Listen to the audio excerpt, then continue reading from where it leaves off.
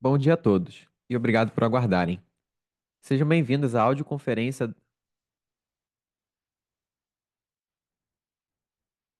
para divulgação de resultados do primeiro semestre de 2025.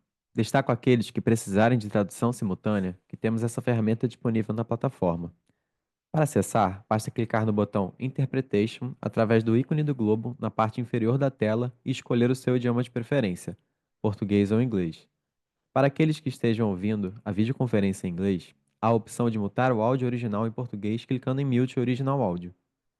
Informamos que esta videoconferência está sendo gravada e será disponibilizada no site de RI da companhia, ri.americanas.io, onde se encontra disponível o material completo da divulgação de resultados. Também é possível fazer download da apresentação no ícone de chat, inclusive em inglês.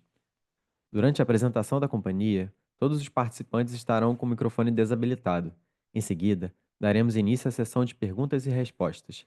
Para fazer perguntas, clique no ícone Q&A na parte inferior de sua tela e escreva sua pergunta para entrar na fila. Ao ser anunciado, uma solicitação para ativar seu microfone aparecerá na tela, e então você deve ativar o seu microfone para fazer perguntas. Orientamos que as perguntas sejam feitas todas de uma única vez. Ressaltamos que as informações contidas nessa apresentação e eventuais declarações que possam ser feitas durante a videoconferência relativas às perspectivas de negócios, projeções e metas operacionais e financeiras da Americanas constituem-se em crenças e premissas da administração da companhia, bem como informações atualmente disponíveis. Considerações futuras não são garantias de desempenho. Elas envolvem riscos, incertezas e premissas, pois se referem a eventos futuros e, portanto, dependem de circunstâncias que podem ou não ocorrer. Investidores devem compreender que condições econômicas gerais, condições de mercado e outros fatores operacionais podem afetar o desempenho futuro da Americanas e conduzir a resultados que diferem materialmente daqueles expressos em tais considerações. Hoje, contamos com as presenças dos executivos da companhia, Leonardo Coelho, CEO, Camille Faria, CFO e diretora de Relações com Investidores, Fernando Soares, COO e Thiago Abate, VP de Clientes e Parceiros da Americanas. Passarei a palavra ao CEO da Americanas SA, que dará início à apresentação. Por favor, senhor Leonardo, pode prosseguir. Obrigado. Bom dia a todos. Eu quero começar agradecendo aos nossos clientes que, por mais um trimestre, continuaram dando aquela passadinha na Americanas e satisfazendo suas necessidades de consumo. Quero agradecer ainda àqueles que participaram na entrega desse trimestre, de mais um trimestre aqui entregue no prazo, em particular os times de loja, os times de CD, logística e administração, que seguem juntos e comprometidos com a recuperação e a reconstrução da Americanas. E também aos nossos fornecedores e parceiros que continuaram dando suporte fundamental para a entrega de mais um trimestre de evolução e recriação de valor aqui para a gente. O ano de 2025, ele segue impondo uma maior disciplina aqui da gestão, especialmente por conta de um ambiente macroeconômico cada vez mais desafiador no Brasil e no mundo. Mesmo assim, a Americanas continua apresentando resultados financeiros e operacionais consistentes, com melhoria sequencial, trimestre a trimestre comparável, né? A partir da evolução da execução daquele roadmap estratégico que já foi apresentado aqui lá em 2024, que começou a surgir, aliás, lá em 2023, mas foi implementado mais fortemente em 2024, e principalmente das diversas outras iniciativas de eficiência operacional e financeira que têm sido colocadas pelo time em funcionamento aqui na Americanas. Os resultados do segundo TRI de 2025, eles mostram o nosso compromisso, né, que já foi apresentado aqui, de crescimento trimestre contra trimestre em bases equivalentes de comparação. E a gente entrega mais um resultado dessa forma. Seguindo esse norte de equivalência, especialmente em função da Páscoa, que caiu aqui para nós esse ano, no segundo trimestre, e muda um pouquinho as bases de comparação com o ano anterior, a gente vai tratar da visão do semestre de forma sequencial, de maneira a dar uma pasteurizada nesse efeito e mostrar bases comparáveis de 2025 contra bases comparáveis de 2024. Como a Camille fala, respeitando aqui a honestidade de raciocínio de comparação para todo mundo. Olhando para o para o primeiro semestre de 2025, a gente superou mais uma vez números históricos do evento. A estratégia de eficiência operacional e financeira, ela resultou na melhoria da gestão de despesas e custos operacionais. Já a estratégia comercial, com foco em categorias de margem mais elevada, e agora, mais recentemente, em produtos de alta recorrência, a gente fez um crescimento significativo aí em margem bruta no físico, principalmente. Outro destaque que vocês verão aqui nessa apresentação é a performance da nossa área, que a gente chama aqui dentro de PCP, Plataforma de Clientes e Parceiros, que é a área que cuida de inteligência de cliente e monetização do balcão Americanas, que vem se apresentando como um dos motores de crescimento para o futuro do negócio, com cada vez mais participação no nosso resultado total. Na frente de operações, a disciplina, que é a tradicional já das equipes da Americanas, na execução da otimização do parque de lojas e do nosso espaço de vendas, começa a mostrar os primeiros sinais de contribuição para o aumento da receita bruta por metro quadrado. Com base no nosso propósito de resolver a vida dos brasileiros, a gente tem avançado de forma bastante consistente na qualificação do atendimento em loja, que vai trazer aí uma relação direta com a ampliação da identificação, do conhecimento, né, do nosso consumidor, e, por consequência, vai permitir de maneira agnóstica que aqueles mais de 50 milhões de clientes que passam pelas Americanas todos os meses tenham ofertas cada vez mais inteligentes, criadas aqui pelo nosso time, e direcionadas para suas necessidades, independente do canal que eles usem para realizar suas compras aqui conosco. Nessa atuação, né, como a gente reforçou nos trimestres anteriores, o digital passa a ter uma característica diferente, de ser uma extensão do nosso conhecimento desse cliente, com a proposta de valor centrada na omnicanalidade, especialmente a partir do que a gente chama de O2O, né, do online to offline, que no fundo é o ship from store e o pegue na loja hoje, e de sellers selecionados que complementam a experiência nas lojas físicas. Thiago Abate vai mostrar isso um pouco mais para frente, como a gente está colocando esse canal para trabalhar em conjunto com o canal físico. Indo para o segundo slide, para o slide da agenda, todos esses movimentos que foram feitos aqui, eles impulsionaram os resultados financeiros do semestre, que a Camille vai detalhar agora. E depois disso a gente traz, como eu mencionei, o Thiago Abate e o Fernando Soares também, para vocês ouvirem diretamente de quem está tocando esses projetos e fazendo esse resultado acontecer, detalhes dos principais projetos operacionais aqui. Camille, contigo.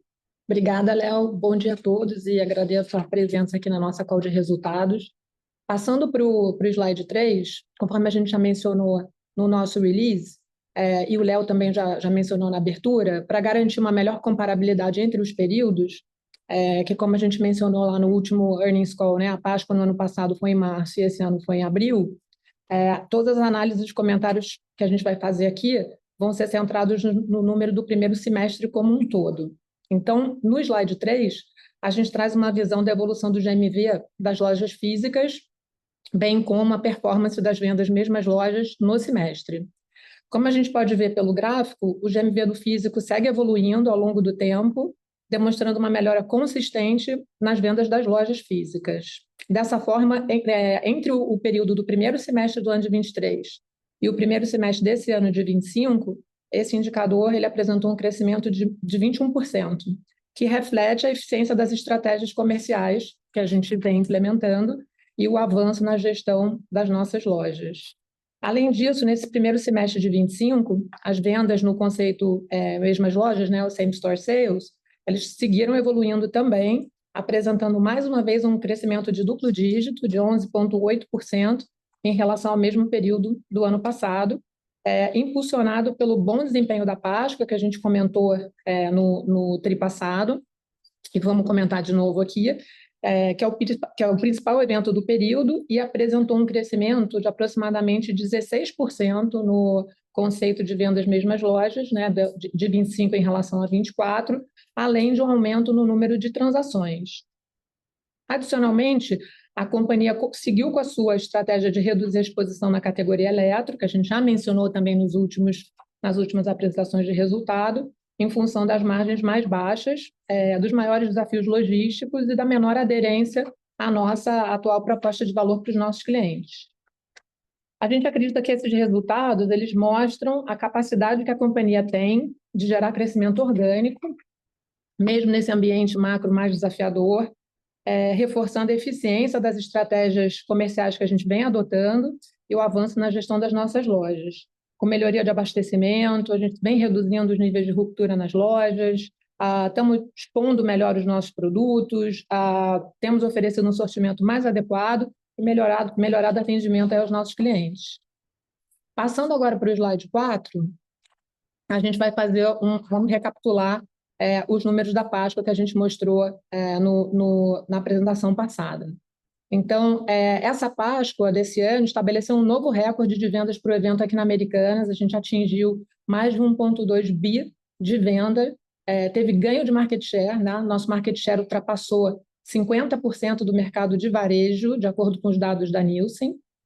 E o evento da Páscoa ele representou cerca de 17% da nossa receita total da companhia nesse semestre, acho que só reforçando aqui a importância para os nossos resultados. No semestre também a gente não pode deixar de comentar, tivemos o Dia das Mães, sendo as lojas físicas o principal canal desse evento, Dia das Mães, e esse evento registrou também um crescimento, seja em vendas e seja na quantidade de itens vendidos em relação à mesma data comemorativa do ano de 24. Nesse evento, os nossos destaques foram os departamentos de casa, vestuário, higiene e beleza, que tiveram muito boa aceitação pelos nossos clientes, pelos nossos consumidores, aliando-se a um movimento de valorização de presentes úteis e com valor afetivo para essa ocasião.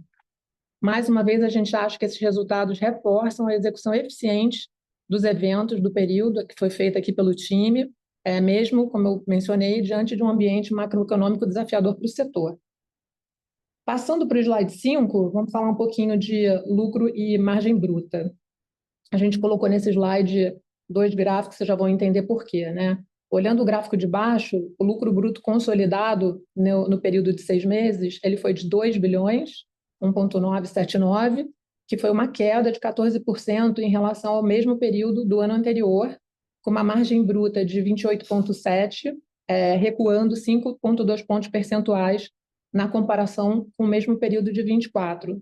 Só que essa comparação do gráfico de baixo contra o ano anterior, ela está impactada por eventos extraordinários que foram contabilizados no período de 6 meses de 24, que a gente mencionou na época da divulgação de resultado, e que afetaram positivamente a margem daquele período. Dos mais importantes efeitos, a gente destaca aqui 300 milhões, referente à recuperação extemporânea de verbas com fornecedores, de VPC, e cerca de 85 milhões de eventos tributários. Se a gente expurgar esses efeitos extemporâneos, seja de 24, seja de 25, mas eles foram bem mais importantes em 24, a gente vai para o gráfico de cima, que a gente mostra o lucro bruto e a margem pro forma sem esses efeitos extraordinários extemporâneos. Então, sem esses efeitos, o lucro e a margem bruta consolidada pro forma, eles evoluem significativamente no período, crescendo 11,2%, né, o lucro bruto em valor absoluto, e a margem 1,9 pontos percentuais, respectivamente. Esse resultado reflete principalmente o desempenho do negócio físico, que vem apresentando melhora operacional sólida e maior disciplina comercial, e capturando os resultados de iniciativas como gerenciamento de categoria, que a gente vem falando bastante aí nas nossas divulgações de resultado, estabelecimento de um planograma novo de loja, com a construção de um sortimento inteligente, mais ajustado ao perfil de cada loja. Além disso, a implantação de alavancas de precificação mais inteligente também, aumento da participação de serviços do PCP nas vendas, isso tudo impacta positivamente, vem impactando positivamente a nossa rentabilidade ao longo do tempo. Passando para o slide 6, a gente vai olhar um pouquinho nossas despesas e nosso EBITDA. Então, em paralelo com os esforços comerciais que nós mencionamos aí nos últimos slides, a companhia continua sua trajetória de gestão de estrutura de custo e de despesa e de iniciativas de melhoria de eficiência operacional, que, combinados com o aumento do lucro bruto, que a gente apresentou no slide anterior, vem gerando uma evolução contínua no EBITDA da companhia. Então, a gente vai ver o EBITDA da companhia nesse período de 6 meses, mostrando mais uma vez uma evolução importante em relação ao mesmo período do ano passado. Então, no gráfico superior do canto esquerdo, a gente mostra as nossas despesas com vendas gerais administrativas consolidadas, que, excluindo a depreciação e amortização, elas totalizaram 2 bi no período de 6 meses, dos primeiros 6 meses do ano de 25, que é uma redução de 4% comparado com o mesmo período do ano de 24, após já reduções, as pessoas devem lembrar, reduções sequenciais, né, em períodos anteriores. Além dessa melhora em termos absolutos, também a gente teve, mais uma vez, uma diluição dessas despesas como percentual da receita líquida, que nesse período de 6 meses, elas representaram 29,7% da receita líquida, que representam uma redução de 1,7 ponto percentual em relação ao mesmo período do ano anterior, também a primeira vez aí desde do início da crise que a gente fica com esse indicador abaixo de 30%, né, refletindo aí essa melhora contínua e os esforços da companhia de buscar eficiência em todas as linhas da estrutura de custo e despesa. Nos gráficos de baixo, a gente apresenta o EBITDA ajustado, só relembrando aqui o conceito de EBITDA ajustado, é aquele EBITDA em que a gente exclui as despesas, todos os efeitos, vamos dizer assim, positivos ou negativos, né? De RJ, da investigação, impairment, a baixa de ativo, os haircuts decorrentes da aprovação do PRJ, tudo que é ligado a RJ e crise está numa linha separada, tá? Porque ela não é intrínseco aqui da operação. Então, nesses gráficos a gente apresenta o EBITDA ajustado e o EBITDA ajustado ex-IFRS, que é excluindo as despesas, que é após o pagamento de aluguéis. O EBITDA ajustado desse primeiro semestre de 25, ele foi de 309 milhões positivos versus 268 no mesmo período do ano passado, refletindo também um impacto positivo de aproximadamente 160 milhões de acordos tributários que ocorreram no segundo trimestre de 25, a gente publicou, fechamos um acordo com a PGFN, além de cerca de 100 milhões de créditos extemporâneos de ICMS, PIS/COFINS e outros eventos tributários no período. Lembrando que nos primeiros 6 meses de 24, o EBITDA ajustado também foi positivamente impactado por eventos extraordinários operacionais, até mais impactado do que em 25, tá? Como a gente vai mostrar. E esses efeitos, como eu acabei de mencionar, incluíram a recuperação extemporânea de verbas de VPC, de aproximadamente 300 milhões, e eventos tributários de aproximadamente 150 milhões. Tá? Se a gente desconsiderar os efeitos extraordinários, mais uma vez, né, fazendo um EBITDA pro forma, sem efeitos extraordinários, o nosso EBITDA ajustado teria apresentado uma melhora de 231 milhões no primeiro semestre de 25 em relação ao mesmo período do ano anterior. O EBITDA ajustado após o pagamento de aluguéis também apresentou melhora no período, indo de 237 milhões negativos no primeiro semestre de 24 para 170 milhões negativos no primeiro semestre de 25, né, uma melhora de 67 milhões. E, da mesma forma, se a gente desconsiderar os efeitos extemporâneos extraordinários, essa melhora de EBITDA teria sido de 257 milhões no semestre contra semestre. Acho que evidenciando mais uma vez a evolução operacional da companhia, né, fruto principalmente de uma melhor execução dos eventos do período, de otimização de despesa, como a gente mostrou aqui no gráfico do SG&A, e do processo contínuo aqui de eficiência operacional. E aí, para mostrar um pouquinho mais um pouquinho melhor, ilustrar essa evolução, no próximo slide a gente vai recapitular o histórico de recuperação desde 23 de alguns dos principais indicadores para ilustrar melhor essa evolução contínua que a gente vem falando aqui, né? Então, no primeiro gráfico, a gente tem aqui do lado esquerdo, a gente tem as vendas, mesmas lojas, que vem apresentando crescimento consistente ao longo do tempo, né? Teve avanço de 14,5% no primeiro semestre de 24, em relação no ano de 24, 14,5% no primeiro semestre de 24 em relação ao mesmo período de 23, crescimento de 14,8% no ano de 24 em relação a 23, e aí, de novo, um crescimento, como a gente já mencionou, de 11,8%, quase 12%, nesse primeiro semestre de 25, em relação ao ano de 24.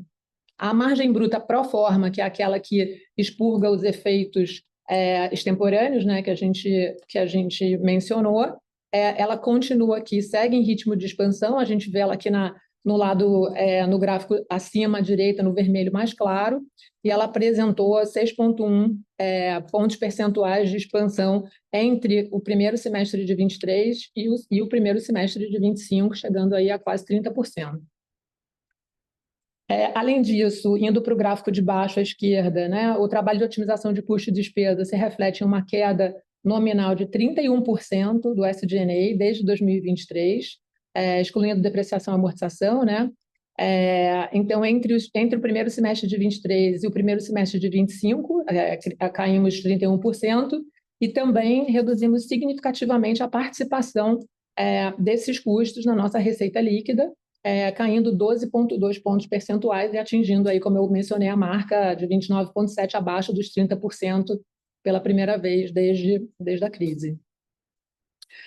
O EBITDA ajustado após o pagamento de aluguel também continua uma trajetória de evolução, saindo do patamar de 1,7 bi negativo no primeiro semestre de 23 para 170 milhões negativos no primeiro semestre de 25, né? Então, a gente com uma melhora aí de 1,5 bi nesse indicador, que são movimentos que, mais uma vez, reforçam a trajetória de crescimento consistente e sustentável. Um ponto que eu esqueci de mencionar no EBITDA, um ponto aqui bem rápido, estava até no slide anterior, a gente teve nesse trimestre, pela primeira vez, EBITDA no segundo TRI de 25, EBITDA positivo. Tem duas questões importantes aqui, a questão sazonal, né? A Páscoa ajuda muito o trimestre, a gente também teve ajuda de eventos temporâneos como a transação com a PGFN, que já foi mencionado, mas ainda assim acho que é um ponto digno de nota aqui, a primeiro trimestre com EBITDA positivo desde 2023. Indo para o próximo slide, por favor, o slide 8, vamos falar um pouquinho de estrutura de capital, sem muita novidade em relação a trimestres anteriores. A gente finaliza aqui o período do primeiro semestre de 25 com uma dívida bruta de cerca de 1,9 bi, que é essencialmente a nossa debenture, que foi emitida para novar a dívida da recuperação judicial, e 54 milhões de empréstimos e financiamentos de curto e longo prazo da Único, né, a nossa subsidiária de franquias. Embaixo, só para pontuar mais uma vez, as pessoas já conhecem bem, nossas debêntures têm vencimento bullet de 4 e 5 anos, carência de juros de 2 anos, contados a partir de julho de 24, então a gente começa a pagar juros só no terceiro trimestre de 26, conforme está nesse quadro aqui na parte inferior do slide.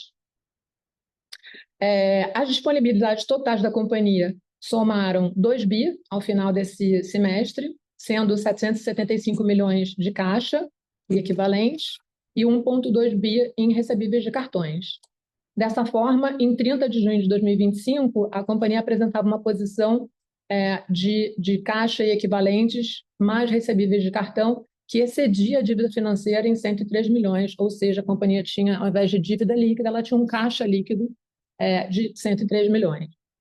Além disso, também no campo de honestidade intelectual, né, Léo, a gente coloca aqui também, a gente considera uma dívida, o equivalente de uma dívida financeira da companhia, os passivos remanescentes da recuperação judicial, que é essencialmente o compromisso de quitação de dívidas com fornecedores, uma parcela pequena dos fornecedores não foi pago à vista e foi parcelado em até 60 parcelas a partir de abril de 24. Quando a gente traz a valor presente, essas dívidas somam 459 milhões, e estão lá registradas no balanço como fornecedores, mas aqui a gente trata como dívida, porque não são fornecedores mais, não se tratam mais de valores do dia a dia da companhia, e a gente também tem obrigações com credores que optaram pela opção de reestruturação 1 ou pela modalidade geral de pagamentos, que a valor presente encerraram o período com saldo de cerca de 16 milhões, que estão contabilizados em outros passivos de longo prazo no nosso balanço. Então, considerando esses passivos remanescentes do plano de recuperação judicial, que a gente mencionou acima, o saldo de dívida líquida seria de aproximadamente 372 milhões no final desse semestre. Passando aqui para o slide 9, vamos olhar um pouquinho o nosso fluxo de caixa.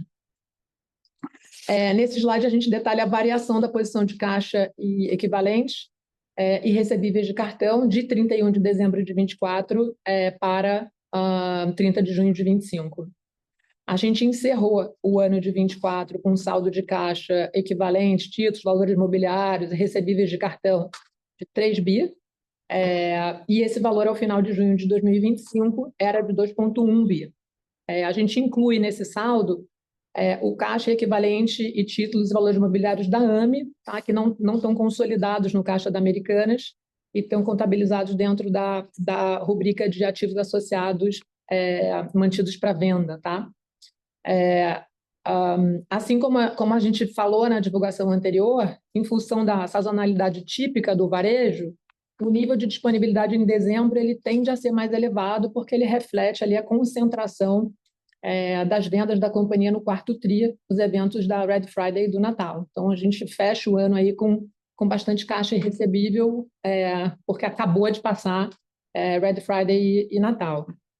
A segunda barra do gráfico é o lucro líquido ajustado para efeitos não caixa, que totalizou 327 milhões no período e positivamente impactado pelos acordos tributários estaduais e federais realizados no segundo TRI, visando reduzir o passivo tributário da companhia por meio de adesão a programas de anistia oferecidos pelos estados e pela União.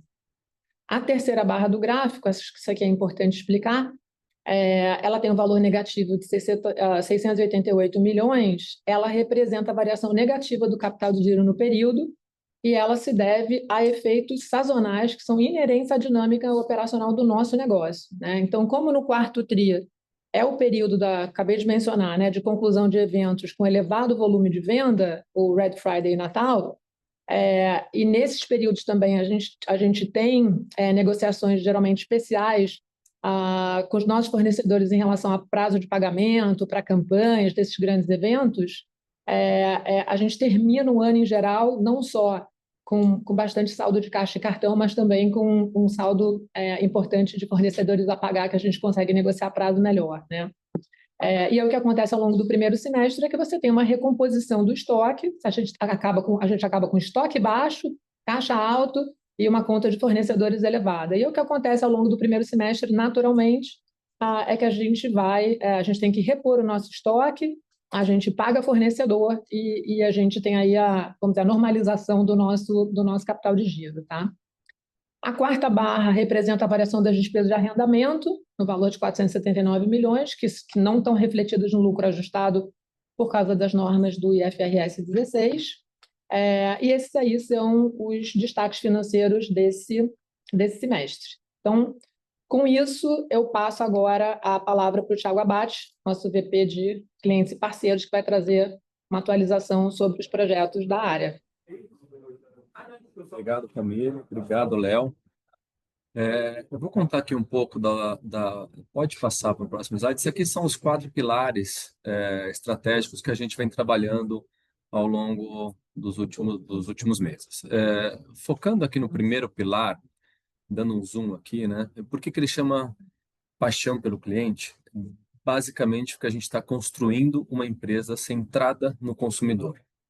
Então, nesse box estratégico, a gente está avançando em 3 grandes alavancas para transformar a nossa relação com o cliente.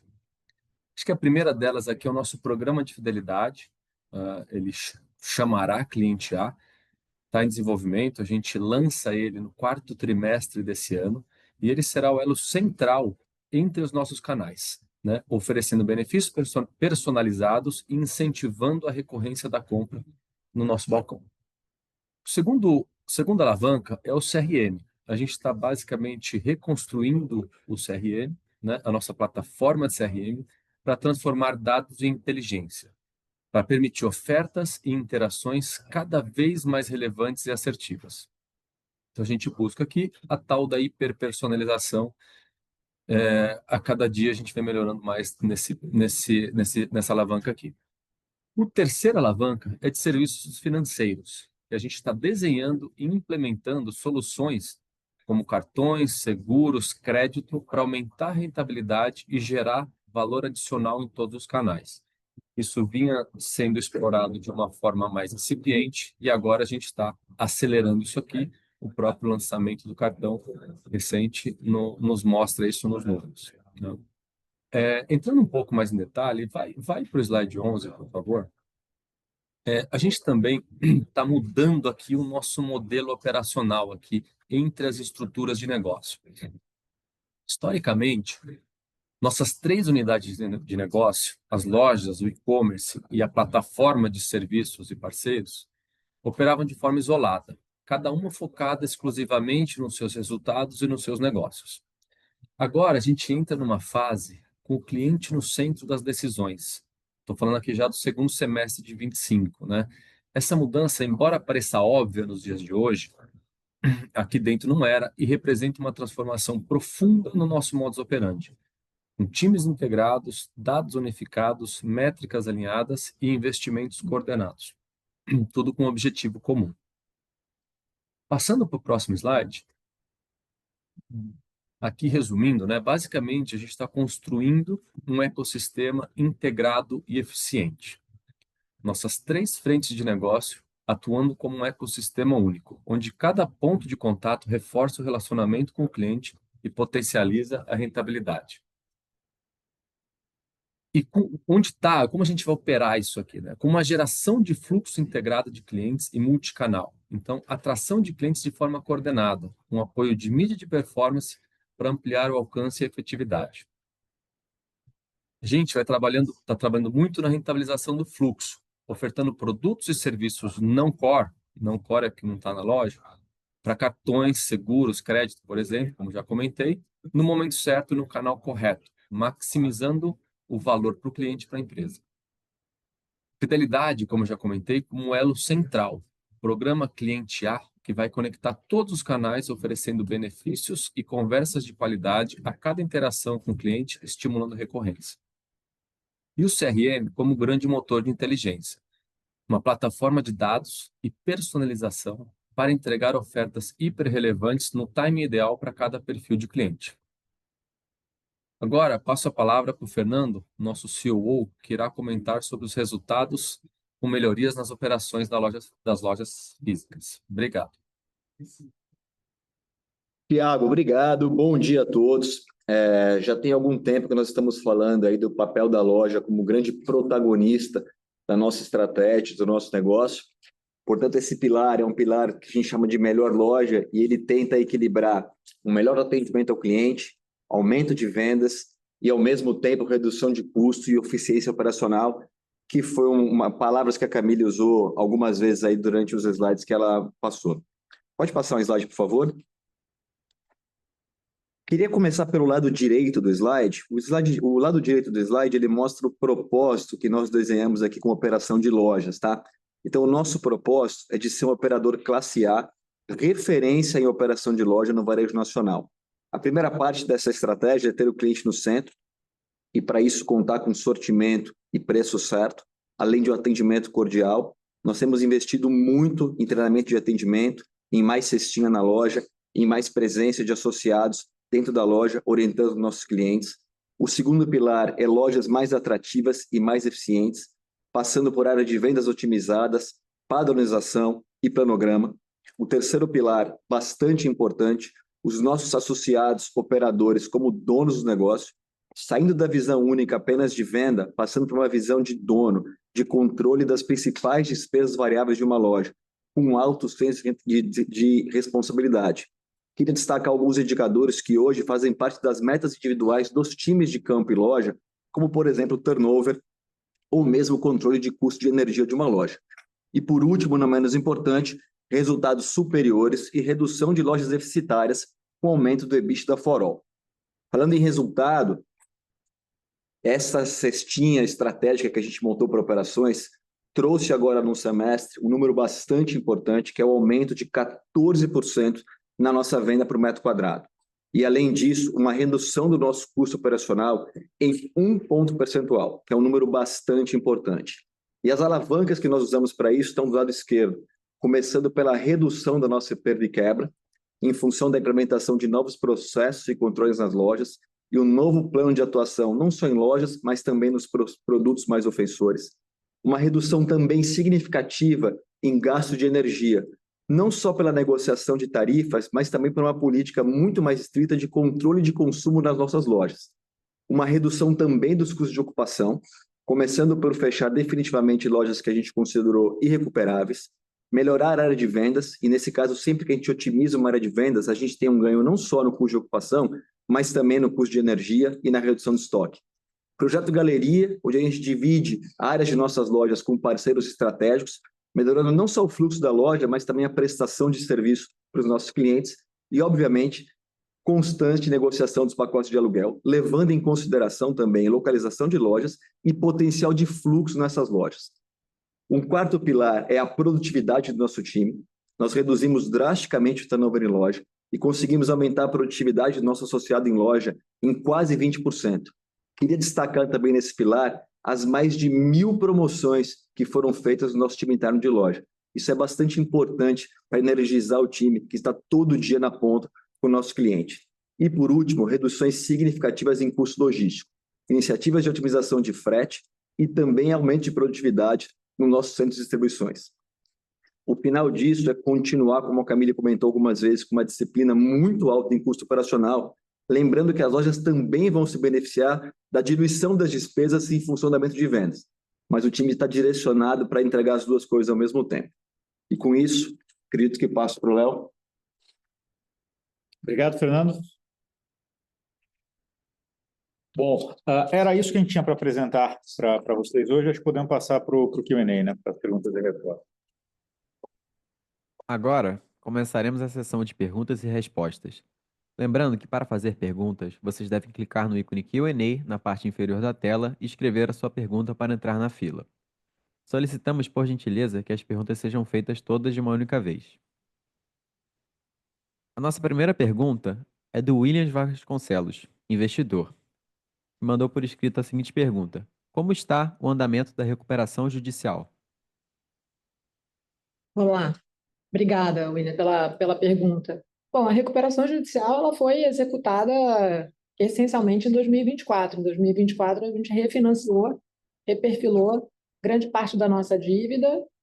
A gente trocou, você deve lembrar, a gente tinha um quadro geral de credores de 42 bilhões, sem as dívidas intercompany.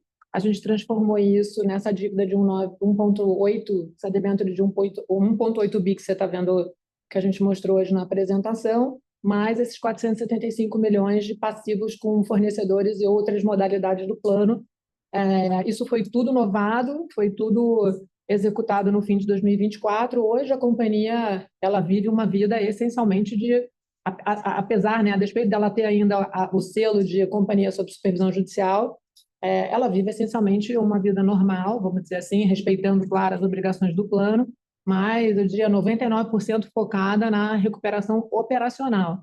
Tá? A questão da recuperação judicial para a gente é mais uma burocracia de prestar conta para o AJ, para o juiz, de que a gente está fazendo os pagamentos, está respeitando o plano, mas assim, esperando ansiosamente aí pelo prazo de 2 anos para a gente poder encerrar esse capítulo, poder pleitear, né, o encerramento desse capítulo da nossa vida, mas essencialmente cumprida aqui.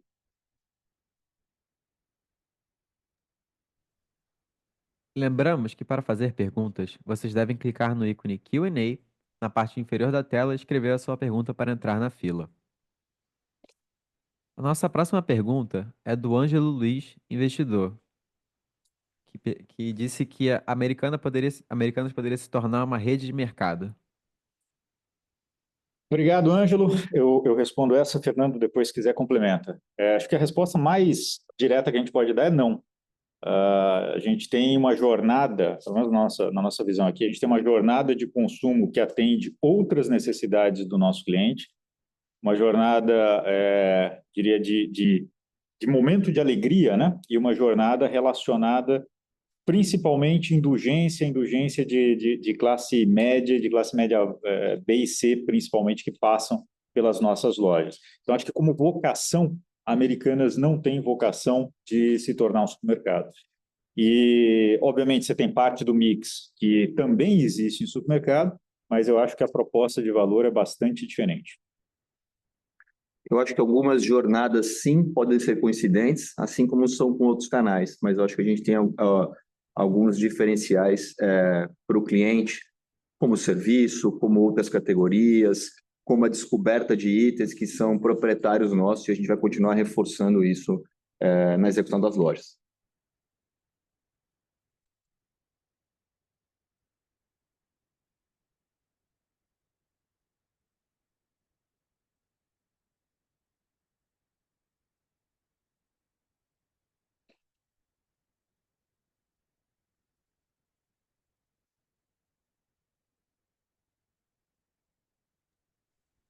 A nossa próxima pergunta é do investidor Tony Simão. Existe um plano para buscar ou implementar uma cesta por produtos exclusivos da rede? Obrigado, Tony. Eu acho que você está se referindo, se eu entendi corretamente, a marcas próprias, senão você coloca uma pergunta novamente. Se for isso, a gente já tem uma série de marcas próprias que rodam dentro das nossas lojas, levem para água, por exemplo, o Basic Plus, para uma série de categorias diferentes. Então, a gente já tem isso hoje. Existe, sim, tá? Uma estratégia que, à medida em que a gente evolui toda essa jornada de melhoria operacional das lojas, que o Fernando mencionou e que o Thiago também colocou, especialmente com essa estrutura mais otimizada agora, existe, sim, um planejamento de deixar marcas próprias cada vez mais forte dentro das nossas lojas e, eventualmente, lá na frente, até vinculando com algumas promoções dentro do cliente A, deixando algumas categorias ainda mais fortes funcionando ao redor de marca própria. Então, existe isso sim, mas hoje é importante lembrar que mesmo Americanas tendo as suas marcas próprias, são quase 30 marcas próprias que são comercializadas hoje em nossas lojas, a gente continua sendo e dependendo e usando muito marcas das indústrias, marcas líderes em seus segmentos, e vamos continuar com essa estratégia também. A nossa próxima pergunta é do Guilherme Armada, também investidor, que nos enviou duas perguntas. Em relação ao atual portfólio de lojas, ainda existe uma proporção elevada de lojas deficitárias? Quais outros critérios estão sendo utilizados para o fechamento dessas lojas? Sobre a venda HNT, Americanas espera receber propostas superiores à primeira tentativa de venda, face o cenário mais desafiador macro e juros elevados?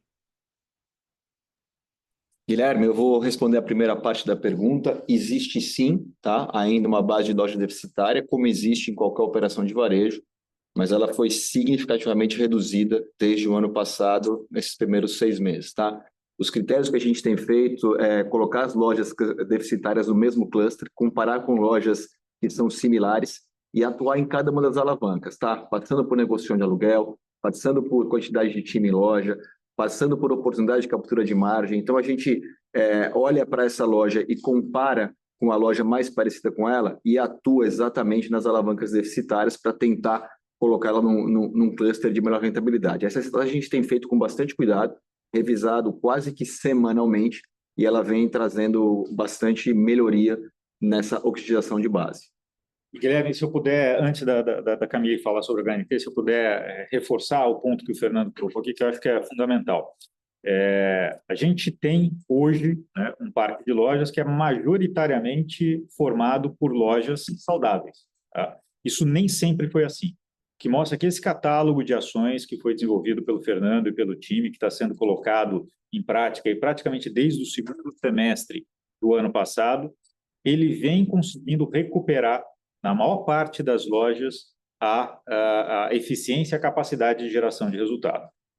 Nós temos tido, e vamos continuar tendo aqui dentro, uma abordagem bastante pragmática de sentar, tentar entender o que a gente pode fazer internamente para melhorar as lojas, discutir com stakeholders que são importantes, por exemplo, como os locadores, o que a gente consegue fazer para também tornar essas lojas rentáveis e atrativas, e para aqueles casos onde a gente não conseguir fazer isso, como o Fernando colocou durante a apresentação dele, nós vamos fechar a loja. É tão simples assim. Temos um plano de abertura de lojas, que eu cheguei a mencionar nos últimos calls de resultado aqui, que nesse momento está suspenso, principalmente em função de incerteza e condições macroeconômicas. Não tem a ver necessariamente com Americanas aqui, mas foi uma decisão tomada muito mais de fora para dentro. A gente achou que, dado o momento que a gente está vivendo, a incerteza ainda é muito alta no ambiente macroeconômico e que a gente pode postergar um pouquinho esse desenho de abertura de novas lojas. Em resumo, nós estamos cada vez mais num desenho aqui de um varejo normal, que vai abrir e fechar lojas normalmente, dependendo de cada ponto, dependendo da qualidade das vendas em cada uma das nossas lojas. Camille. Vamos lá, eu vou aproveitar e, se vocês permitirem, juntar a pergunta seguinte aqui, que também é sobre a HNT, como está o andamento da venda do Natural da Terra e como essa venda pode impactar Americanas. A primeira pergunta desapareceu aqui para mim. Vocês têm lá? Estou vendo ela aqui, já estou vendo ela aqui. Voltou, né? Só para ver as perguntas direitinho. Ah, tá, lembrei. Bom, vamos lá. Então, vou falar as duas. A gente ontem de noite soltou um comunicado ao mercado, informando que está, sim, em andamento, que a gente retomou, né, o processo de market sounding para venda do HNT, que não deveria ser uma surpresa para ninguém, porque é uma obrigação do plano de recuperação judicial que a gente conduza esse processo competitivo até no máximo fevereiro. Um processo de M&A é um processo longo, a companhia não quer deixar para cima da hora, então a companhia retomou, assim, o processo. Em relação à expectativa de proposta, a gente julga que a gente tem um ativo valioso, um ativo interessante, um ativo com uma marca importante no Rio de Janeiro, com presença em pontos estratégicos em São Paulo, uma operação que pode ser atrativa para diversos players, mas, por outro lado, a gente também entende, o que está aqui na pergunta, né, um cenário mais desafiador macro de juros elevados, que de fato o cenário macro afeta, a valuation do setor de alimentos ele depreciou nos últimos 2 anos, então a gente entende também esse desafio, tá? Então, acho que não temos uma expectativa que a gente está bem realista, a gente conhece a qualidade do ativo que a gente tem, mas a gente também entende o ambiente que nos cerca, mas achamos que temos ativos valiosos aqui para o mercado. Aí vocês perguntam se essa venda pode impactar Americanas. Não, quer dizer, pode impactar positivamente, uma vez que o plano diz que os recursos angariados com essa venda, eles são usados obrigatoriamente para bater dívida. Então, impacta positivamente na medida que todo recurso que for levantado com a venda desse ativo, ele reduz aquela dívida bruta de 1,9 bi que a gente mostrou na nossa apresentação. Mas, durante a negociação do plano de recuperação judicial, esse ativo foi um ativo cuja venda foi negociada com os investidores, justamente porque no nosso redesenho estratégico, nós elencamos o negócio da Americanas, o nosso negócio core, né, das lojas físicas, da complementariedade com o digital e com serviços para os clientes das lojas americanas, como o centro do nosso negócio, o negócio que a gente quer dar 100% da nossa atenção e recuperar, e não julgamos mais que o HNT fazia parte desse nosso core business, tá? Então, não tem grandes sinergias, então, de fato, a gente julga que estrategicamente a melhor saída para a companhia é monetizar esse ativo. Se houver uma proposta, se a gente receber uma proposta que reflita o valor que a gente enxerga, e usar esses recursos para reduzir ainda mais a nossa alavancagem.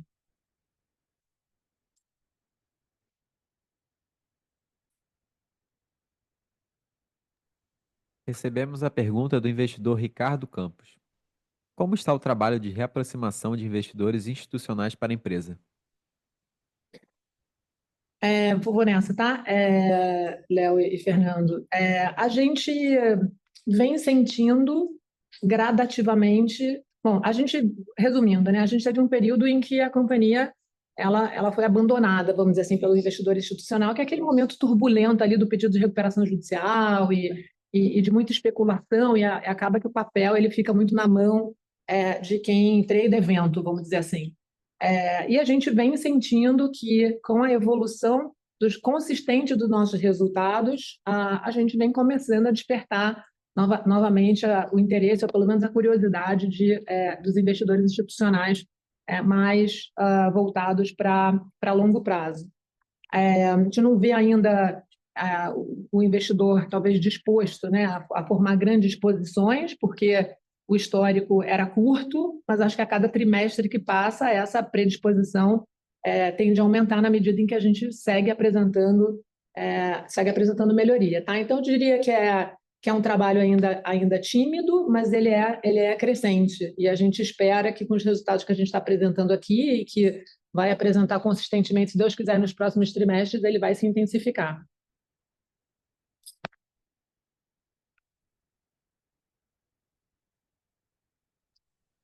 A nossa próxima pergunta é do Adriano Afonso. Perguntou sobre o projeto Galeria, como está o andamento? Quantas lojas já foram implementadas e qual a previsão para o final de 2025? Vai ser implementado na Americanas Express também? O projeto Galeria já foi implementado, sim. Nós temos em loja quase, talvez, 10% da nossa base já com 3 parceiros operando. Nós temos aqui um critério de decisão da parceria que a gente pode colocar, que agregue um serviço para a nossa loja. Então, nós temos tido bastante sucesso com atividade financeira, linha de crédito, também com conserto de celular, serviço de garantia de equipamento. Então, atividades que fazem sentido para o cliente que está em loja, tanto na nossa ilha de tecnologia que já existe, como em algum espaço físico da loja. Então, nós estamos, como eu falei, com 3 parceiros hoje operando, com um pipeline de mais 3 ou 4 parceiros que devem entrar até o final do ano, e com uma ideia de realmente deixar de ser um piloto e passar a ser uma plataforma de negócio já para o ano que vem.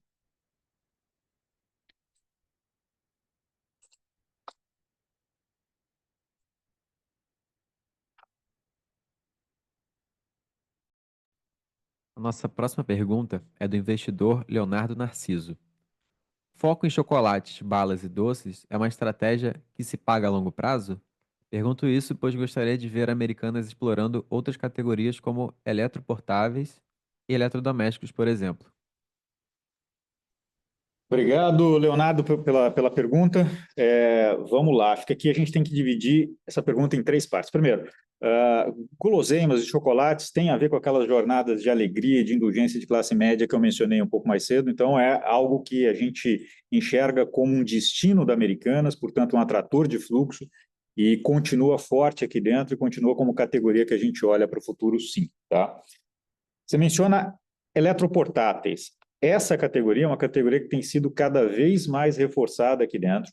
Posso dar exemplo aí das 3 últimas semanas, onde a gente teve promoções relevantes de ferro, temos promoções de cafeteira saindo nessa semana. Então, e só para dar números, na promoção, por exemplo, do ferro de passar, a gente vendeu em uma semana praticamente o equivalente, a mesma quantidade que foi vendida no ano de 2024 inteiro. Então, isso mostra como o relacionamento com a indústria, com os fabricantes, especialmente os fabricantes locais, tem sido reforçada, como a gente tem conseguido conjuntamente montar, né, propostas e ofertas interessantes para deixar nossa loja sempre atrativa, e como isso também se alinha a esse desenho de longo prazo. Assim como diversas outras categorias, higiene e beleza, personal care, toda a parte de limpeza que segue muito forte, que talvez seja a categoria que mais cresce na Americanas de 2024 para 2025. Então, de fato, deixando uma loja que tenha produtos capazes de satisfazer essas jornadas que a gente definiu, que a gente apresentou, inclusive, nas outros releases de resultado aqui.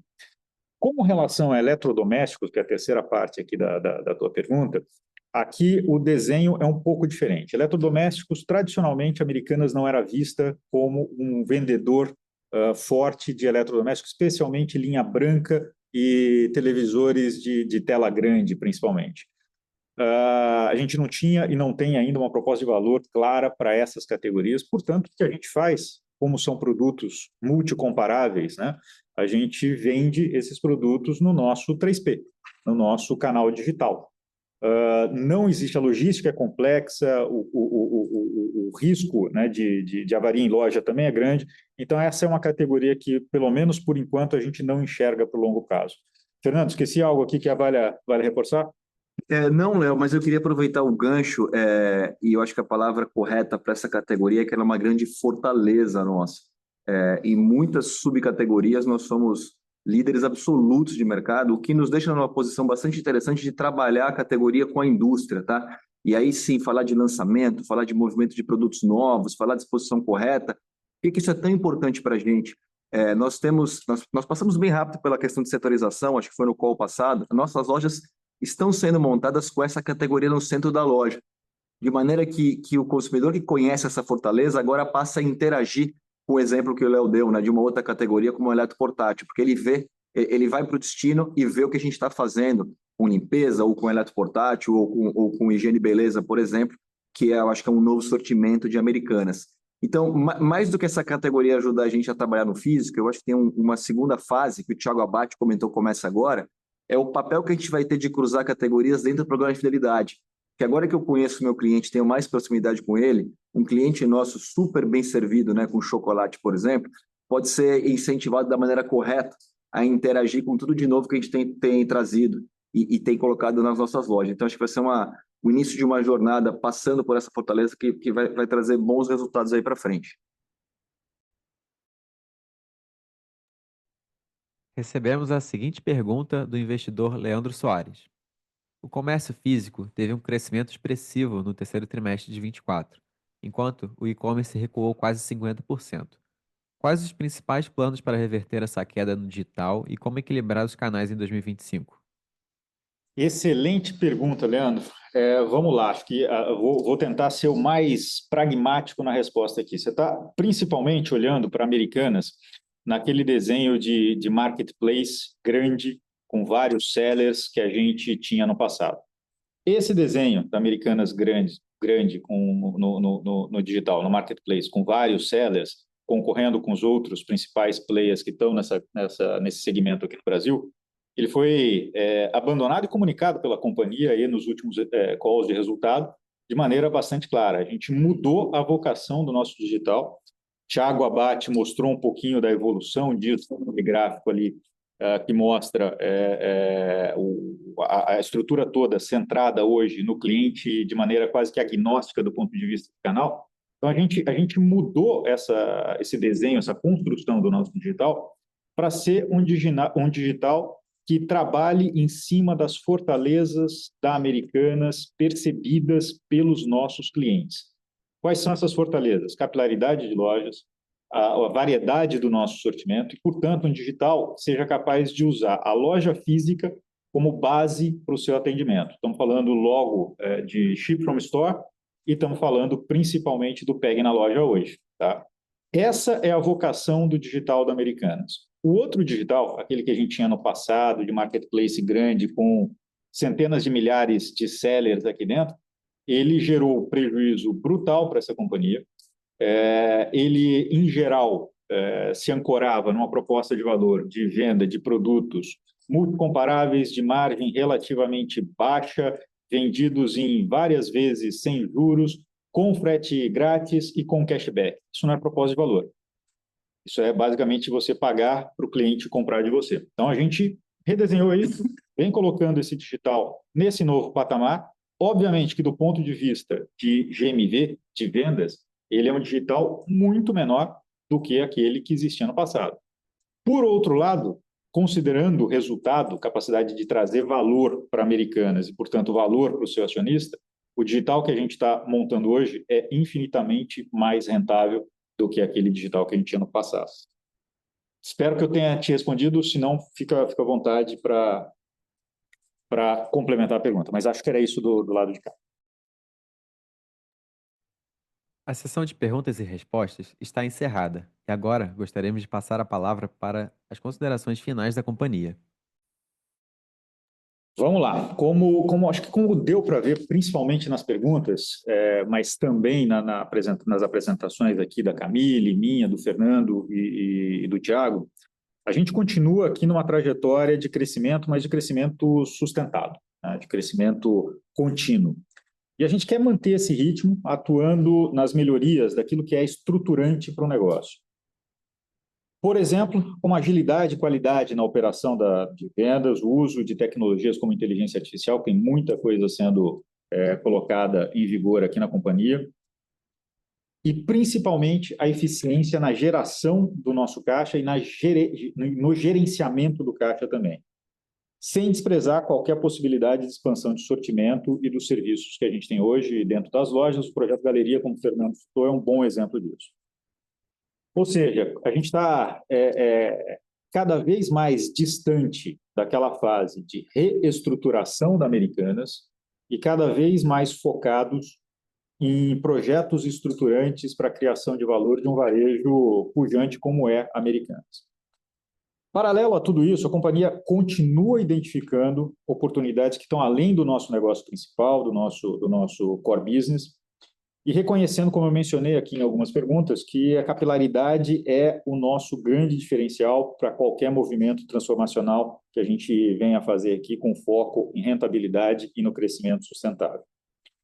Resgatando um pouquinho do que a gente falou no último TRI, né, a foto do resultado apresentado agora, ela faz parte de um filme que narra de uma forma responsável, cautelosa. Camila e eu temos sido muito cuidadosos aqui nas comparações com trimestres anteriores, no desenho de estratégias, e tentado ser menos cautelosos, mais rápidos na implantação dessas estratégias a partir do momento que elas têm sido definidas, mas para fazer isso de uma maneira que respeite a trajetória da Americanas, que completa agora, no mês de setembro, 96 anos de história no varejo brasileiro. A gente segue com o nosso propósito de resolver a vida das pessoas, ampliando, né, acesso a produtos e serviços, fazendo negócios com parceiros de longa data e também com parceiros recém-chegados, né, no nosso ecossistema, e que enxergam valor exatamente nessa capilaridade que a Americanas tem para oferecer para seus negócios. A gente continua gerando impacto positivo com milhares de empregos, especialmente, né, em lojas e nos CDs, com a característica de ser um primeiro empregador de qualidade, que forma gente de qualidade para a vida profissional, e também uma empresa que desenvolve o seu time de associados de maneira constante. Essa é uma preocupação grande aqui do Fernando, da Camille, do Thiago, de todo o time, de continuamente estar trabalhando na evolução do nosso time de profissionais de associados dentro da Americanas. E é exatamente esse time que é o grande responsável por essa transformação que a gente está conduzindo aqui, e é a eles que todos nós aqui deixamos o nosso agradecimento. Acho que com mensagem final era isso. Obrigado a todos. A audioconferência da Americanas SA para a divulgação de resultados do primeiro semestre de 2025 está encerrada. Agradecemos a participação de todos e desejamos uma ótima tarde.